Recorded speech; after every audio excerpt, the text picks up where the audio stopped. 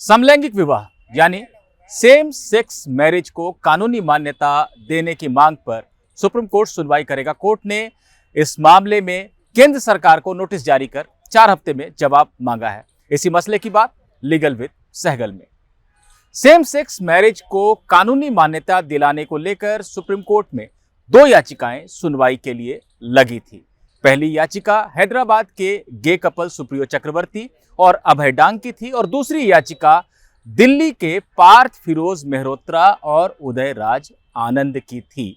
सुनवाई करने वाली बेंच थी चीफ जस्टिस DY चंद्रचूड़ और जस्टिस हिमा कोहली की। याचिकाकर्ताओं की तरफ से पेश हुए वरिष्ठ वकील मुकुल रोहतगी, नीरज किशन कौल और मेनका गुरुस्वामी। इन वकीलों ने कोर्ट को यह बताया कि स्पेशल मैरिज एक्ट 1954 के तहत अंतरधार्मिक और अंतरजातीय विवाह करने वाले जोड़े रजिस्ट्रेशन करवा सकते हैं, यानी उनकी शादी को कानूनी मान्यता है।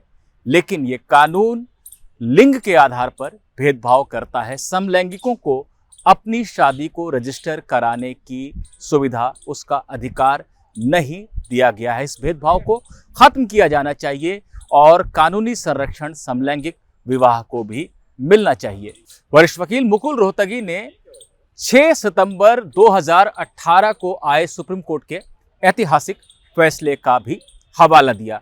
नवते जौहर मामले में आए इस फैसले में 5 जजों की संविधान पीठ, जिसकी अध्यक्षता तत्कालीन चीफ जस्टिस दीपक मिश्रा कर रहे थे, उस पीठ ने ये माना था कि IPC की धारा 377 के कुछ हिस्से कानून के मुताबिक नहीं हैं और उन्हें रद्द कर दिया था। सुप्रीम कोर्ट के इस फैसले के बाद 2 वयस्कों के बीच आपसी सहमति से एकांत में बने यौन संबंध को अपराध के दायरे से बाहर कर दिया गया था। यानी उससे पहले इस तरह के संबंध अपराध माने जाते थे, उसमें 10 साल की सजा होती थी, लेकिन इस फैसले के बाद से ये अपराध के दायरे से बाहर हो गया था। एक इस फैसले का हवाला दिया वरिष्ठ वकील ने और दूसरा हवाला दिया पुट्टास्वामी मामले में आए जजमेंट का, जिसमें सुप्रीम कोर्ट ने निजता को मौलिक अधिकार माना था।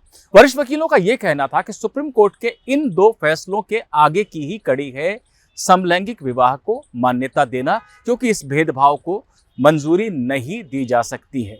वरिष्ठ वकील मेनका गुरुस्वामी और नीरज किशन कौल ने कहा कि इस तरह के जोड़े बच्चों को गोद कैसे लेंगे या शादी से जुड़े और जो दूसरे पहलू हैं उनको लेके तमाम सवाल उठाए जाते हैं, लेकिन इनमें से ज्यादातर सवालों के जवाब नवते जौहर फैसले में दिए जा चुके हैं। ऐसे में सुप्रीम कोर्ट को आगे बढ़ना चाहिए और समलैंगिक विवाह को कानूनी मान्यता देने का भी फैसला देना चाहिए।